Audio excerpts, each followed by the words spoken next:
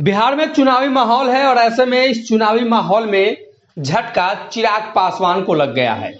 दरअसल लोक जनशक्ति पार्टी रामविलास के राष्ट्रीय अध्यक्ष चिराग पासवान भारतीय जनता पार्टी के साथ वाले एनडीए गठबंधन में है। चिराग को लेकर आधिकारिक ऐलान हुआ नहीं है, लेकिन चिराग को बड़ा झटका जरूर लग गया है।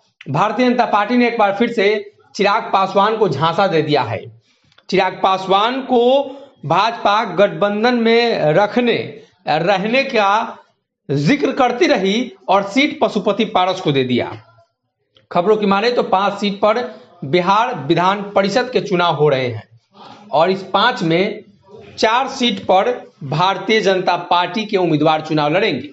भाजपा ने उम्मीदवारों की सूची घोषित कर दी है।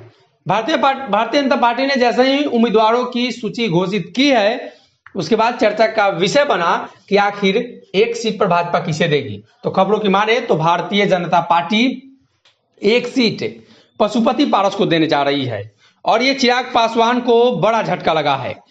चिराग के लिए अक्सर इस तरह के झटके भारतीय जनता पार्टी देती रही है, लेकिन चाचा पारस को जो लॉटरी लगी है, कहीं ना कहीं स्पष्ट संदेश है कि 2024-25 में चाचा पारस की बात और चाचा पारस और भाजपा के साथ जो डील है वो अच्छी खासी होगी। पशुपति पारस को इसके पहले भी बिहार विधान परिषद की एक सीट पर चुनाव लड़ने के लिए भाजपा ने घोषित किया, एक सीट दिया। चिराग वहां विरोध कर रहे थे चाचा पारस का और इस विरोध में चिराग पासवान एक्सपोज हो गए। माफ कीजिएगा, ऑडियो वायरल हो गया।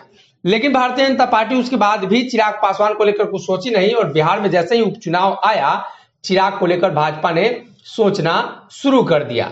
भाजपा ने चिराग पासवान को बुलाया और चुनाव प्रचार भी कराया, लेकिन अब चिराग को बड़ा झटका भाजपा ने दे दिया है और भाजपा ने यह तय कर दिया है कि चिराग पासवान अब उनके साथ तो हैं, लेकिन गठबंधन में नहीं है। इसलिए कि जब सीट बंटवारे की बात आती है तो चाचा पारस को दिया जाता है।